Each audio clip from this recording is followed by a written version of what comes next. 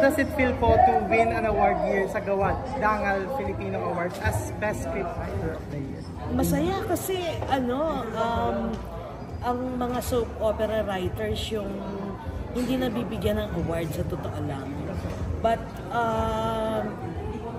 ito nagsuserve siya na na parang magandang tapik sa balikat for all the soap opera writers na kinikilala rin ang aming mga trabaho na part ng ng growth ng mga tao, ng nation building, and that malaking part siya ng literature natin, ng Filipino literature. So masaya kasi alam ko, kinakatawan ko, hindi lang ako kundi yung lahat ng television and soap opera writers ng Pilipinas. So tinatanggap yung award, kasama silang lahat, diba? Siyempre from GMA din, nag-start po like from Encantadia, Amaya, Maria Clara Tibar, talagang tumatatak po. Kabisado mo. Yes, I'm a fan po talaga. Araw, starting July 26 on Netflix, and July then 26 sa Netflix, tapos July 29 sa GMA Prime. So Mauuna it's yung 3 Netflix. days before. Oo, mauuna ang Netflix. And speaking of pulang araw naman po, no, yung paghahanda is sabi nga mega serye po. Yeah. And then kayo po ang nagsulat po dito. Ako ang gumawa ng concept tsaka ang head writer na. A little trivia din po na nabasa ko rin po na kay Miss Wilma Galvante days pa po. And then ngayon after Amaya 2012 pina-approve ko na agad ang Pulang Araw kasi it's about World War II na drama, no? Tapos hindi siya nagagawa kasi mahal, and then ngayon ginawa. Tapos, sakto about war. Parang mapupunta tayo sa war. Wag naman sana, diba? So, yun. So, napapanahon siya. And that, at least para makita natin kung ano talaga ang life pag may war, diba? And then, ang gagaling ng mga artista, diba? Handpick po ba sila? Handpick. Alden, Sanya, David, Barbie, David, Dennis Trillo. and of course, ang aking paborito, si Dennis Trillo. Hindi na mawala sa historical drama. Yeah, yun. So, ano naman po yung masashare yung preparations na nagagawa ngayon ng Pulang Araw? Kasi based pa lang po dun sa teaser na nilabas, parang mga nakasuot talaga sila na kimono.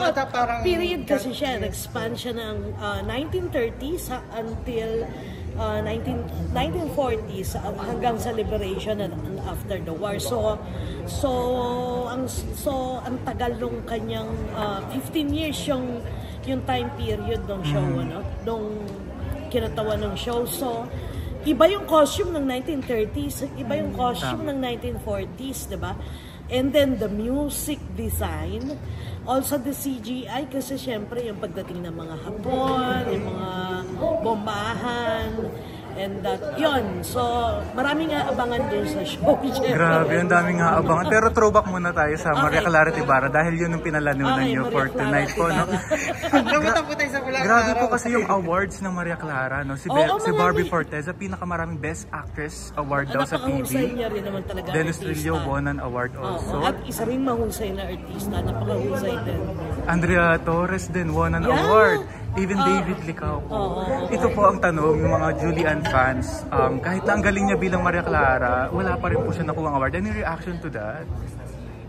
Sa totoo lang, magaling siya sa Maria Clara.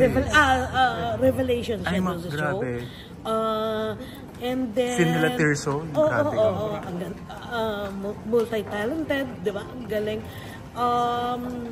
Baka hindi niya papanahon. At sa galing naman ni Julie, papapatunayan niya pa rin ang sarili niya, dadating din niya. At pag dumating yung mga awards na yun, buhos yun, I'm sure. So, nalungkot din naman ako para dun.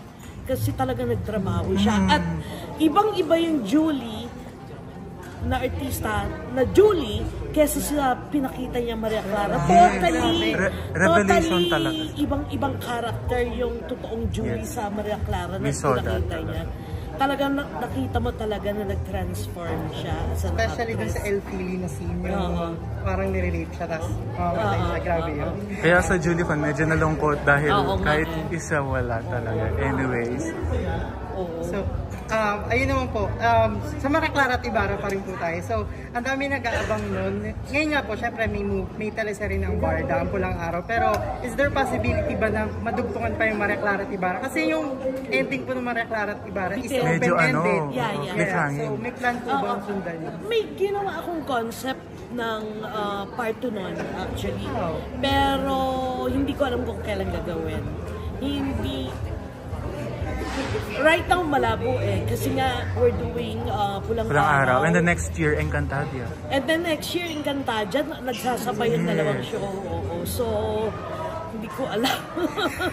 Sobrang busy po ng isang Miss Suzette. So, ano na po masasabi niyo sa lahat ng nag-aabang sa Pulang Araw at yung mga supporters niyo rin po na nag-aabang sa mga sinusunod? Yes, ang dami niyo rin pong supporters. Like, sana po ako doon. Yes, me too. Dahil sa kanila, dahil ang laki ng expectation nila, no? Dahil sa kanila, kaya lagi kong pinagbubuti ang trabaho at ng aking buong team, no? They giving mga shows or series na pinag-irapan. Malalaki. Oo. At saka talagang pinag-iisipan. At talagang nagre-research kami. Kasi deserve yun ng audience, di ba? Deserve ng audience. Diyan naman maganda at matinong show. Diyan naman din po magaling ang GMA. Yes, naniniwala ako doon.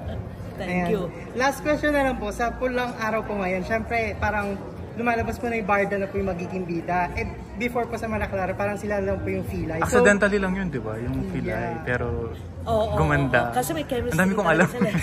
Totoo. Pero this time po ba mas marami silang magiging eksena or marami kang aabangan na parang... Yes, oo. Kaya lang mas matured ang role. Yun na nga, mas more matured mature. ang role nila dito dahil nga ang backdrop nito ay war. Yes, Japanese.